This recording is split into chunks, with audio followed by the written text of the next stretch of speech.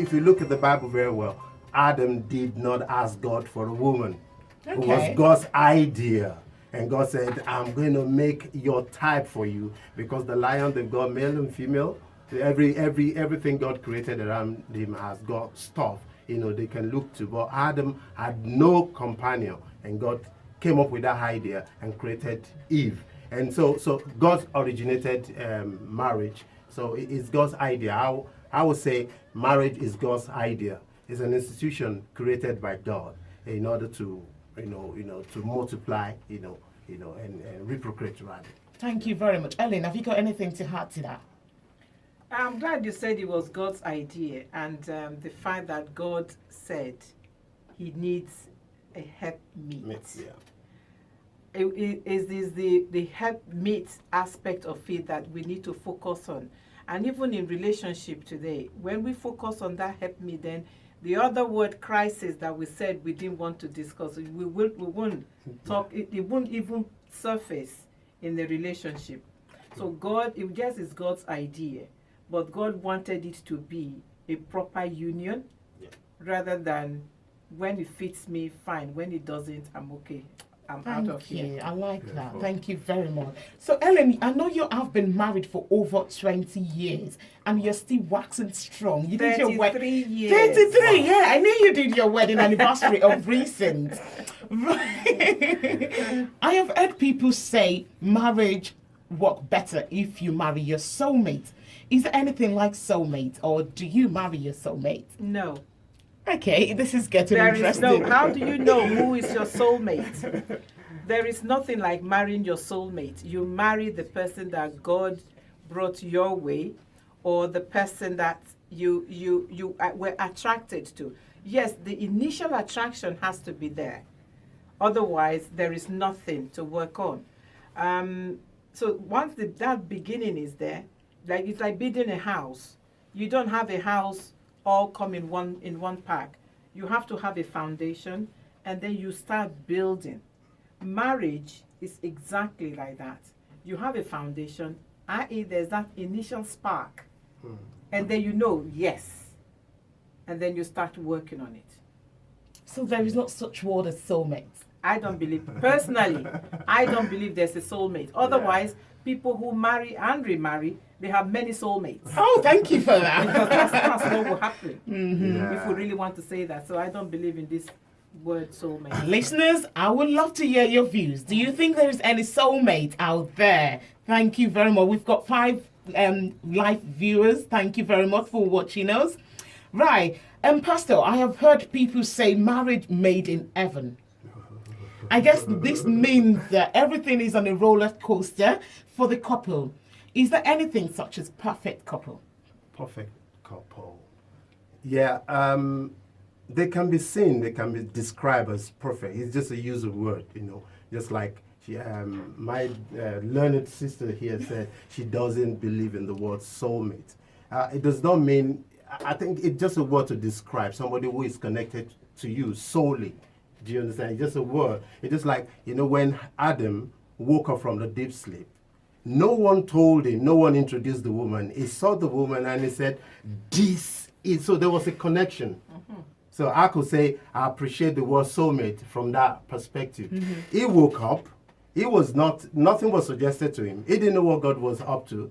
God caused a deep sleep and brought, took a rib out of him and created the woman. He woke up and looked at the wonderful creature and said, this is the bone. So if you saw your soulmate, you should be able to recognize. That's what I'm trying to say there. Okay. And so couples as well can be described as perfect if they're able to understand each other.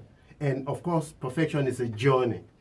We walk away. You don't understand people because we're 2 people coming from different backgrounds. So, like I didn't marry from Yoruba land. Okay, I married somebody from the east, and of course we have different traditions. But coming together to be able to work perfectly, I need to understand what is obtainable in a background and my background. Working together hand in hand as a team, then we can be seen as perfect. Yeah. But if I don't have time to study your background and who you are, then we're going to be clashing. And people can describe us as rubbish couple.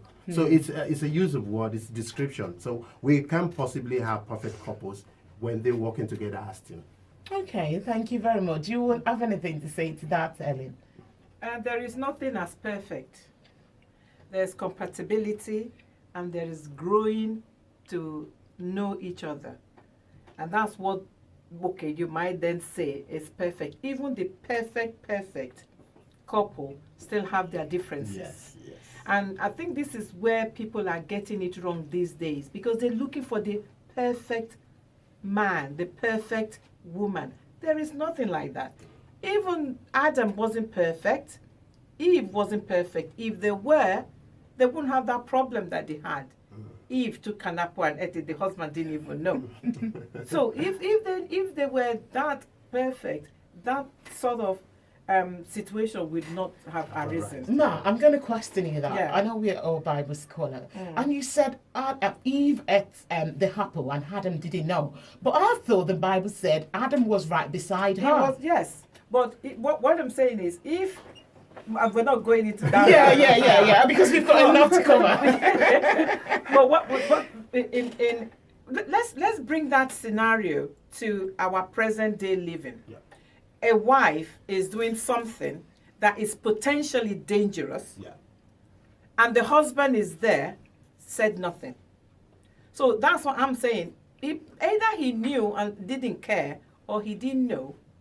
So that's my. Yeah. Thank you. I like that. If I do if really I like come that. in there, that's again, when I read that place, to be honest, I like, before the woman came on scene, it was the man that was told that of all three you could eat, but this one don't go near it. So it was forewarned, okay?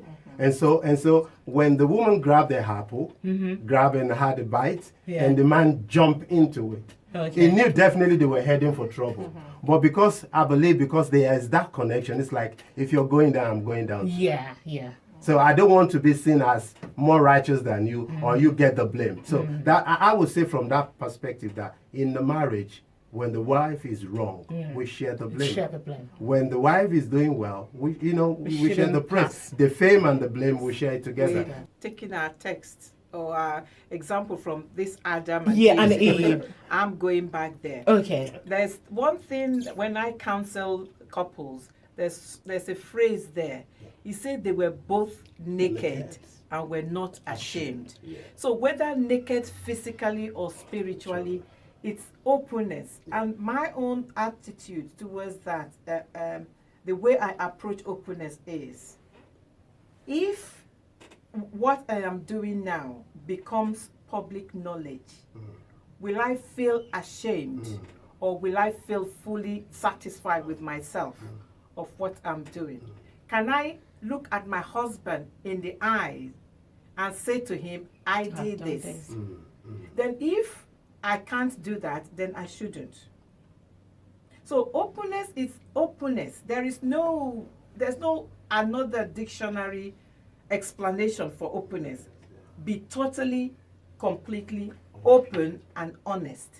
So that even if your husband is 10,000 miles away and they say, this is what your wife said, he can say yes or no because he knows her or she knows him. Yeah. So we have to be honest and we want to discuss everything, we want to share everything. So there is no secrecy. Why is when is the right time to talk about money? Is it before you marry or when you get married? I asked my friends that we should talk about money, but he's always avoiding the topic. I don't think he's right. Should I be worried, marry, or I should go along? We're talking about openness, and this person is asking this question. So when is the right time to talk about money issue? Is it before you go into marriage or after? When you start talking about marriage, around money, after you're married, it's a bit too late.